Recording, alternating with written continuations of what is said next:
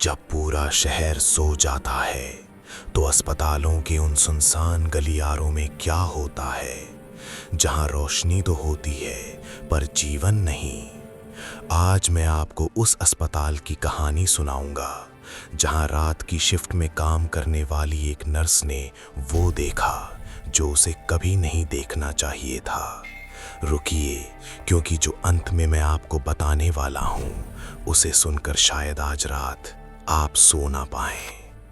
शहर के कोने में एक पुराना सरकारी अस्पताल था। नाम तो बड़ा था पर दीवारें सीलन भरी और बदबूदार थीं। इसी अस्पताल में माया नाम की एक नई नर्स की ड्यूटी लगी। माया निडर थी, उसे भूत प्रेत पर यकीन नहीं था। उसकी ड्यूटी रात 12 बजे से सुबह 8 बजे तक थी। पहले कुछ दिन सब ठीक रहा, लेकिन एक रात जब वार्ड नंबर 4 के सभी मरीज सो रहे थे, माया को गलियारे में किसी के चलने की आवाज आई। माया ने बाहर जाकर देखा, गलियारा खाली था। बस कोने वाली एक पुरानी लाइट बार बार जल बुझ रही थी। माया ने सोचा शायद कोई मरीज पानी पीने निकला होगा।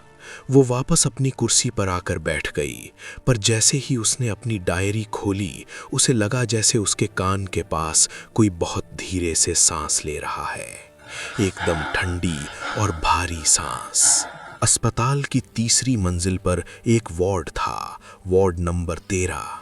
ये वार्ड सालों से बंद था।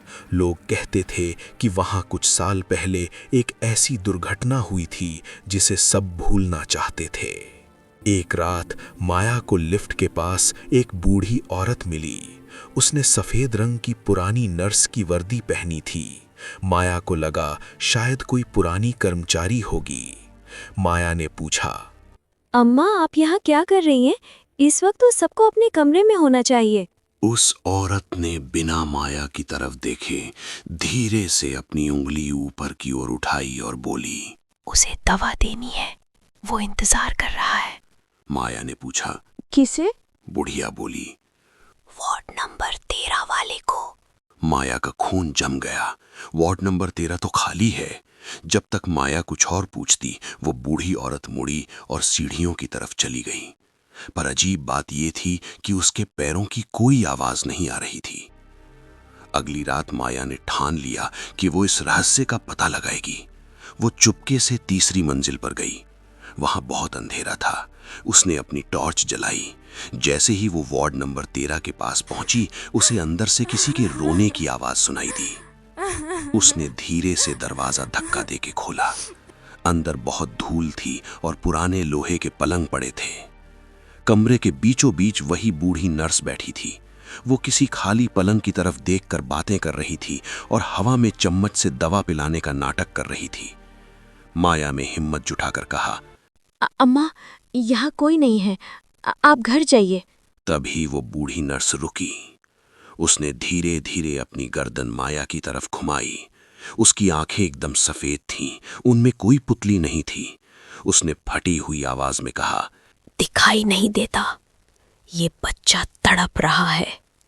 तुमने इसे कल इंजेक्शन नहीं दिया था, अब इसकी बारी तुम्हारी है। माया डर के मारे नीचे भागी और सीधे हेड नर्स के केबिन में गई। वो हांफ रही थी। उसने सब कुछ सच सच बता दिया। हेड नर्स ने ठंडी चाय का घूंट भरा और माया को गौर से देखा। उसने एक पुरानी काली फाइल निकाली और माया की तरफ सरका दी। माया ने कांपते हाथों से फाइल खोली। उसमें एक अखबार की कटिंग थी जो 20 साल पुरानी थी। हेडलाइन लिखी थी, लापरवाही की वजह से नर्स ने दी गलत दवा, मासूम बच्चे की मौत के बाद नर्स ने उसी कमरे में दी जान। नीचे फोटो लगी थी। माया की चीख निकल गई। वो फोटो उसी बूढ़ी औरत की थी जो उसे सीढ़ियों पर मिली थी। पर चौंकाने वाली बात यह नहीं थी, फोटो के नीचे एक छोटा सा नोट लिखा था। उस नर्स का एक असिस्टेंट भी था जिसने गलत दवा का पर्चा बनाया था। जैसे ही माया ने उस सहायक का नाम पढ़ा, उसके पैरों तले जमीन खिसक गई। वो नाम माया की अपनी माँ का था। माया को समझ आया कि उसे यहाँ नौकरी इत्तेफाक से नहीं मिली थी। वो बूढ़ी नर्स उसे ढूंढ रही थी, बदला लेने के लिए नहीं बल्कि अपना अधूरा काम पूरा करने के लिए। अचानक पूरे अस्पताल की बत्तियां गुल हो गईं। अंधेरे में माया को वही चप चप चप की आवाज सुनाई दी। इस बार वो आवाज पीछे से नहीं बल्कि हेड नर्स की कुर्सी की तरफ से आ रही थी। माया ने अपने फोन की फ्लैशलाइट जलाई। सामने कुर्सी खाली थी, पर मेज पर वही पुरानी दवा की शीशी रखी थी जो 20 साल पहले माया की मां ने दी थी।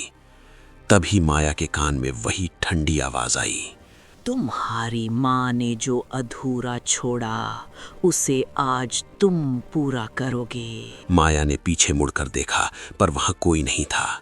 बस फर्श पर गीले पैरों के निशान थे जो धीरे धीरे माया की तरफ बढ़ रहे थे। अगले दिन सुबह अस्पताल खुला। माया अपनी कुर्सी पर नहीं थी।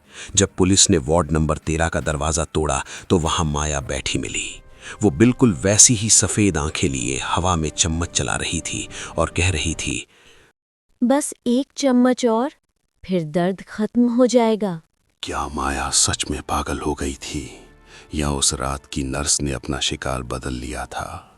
ये राज आज भी उस अस्पताल की दीवारों में दफन है। अगर आज की कहानी ने आपको बेचैन कर दिया तो चैनल को सब्सक्राइब कर लीजिए, क्योंकि अगली रात कहानी शायद इससे भी ज्यादा करीब होगी।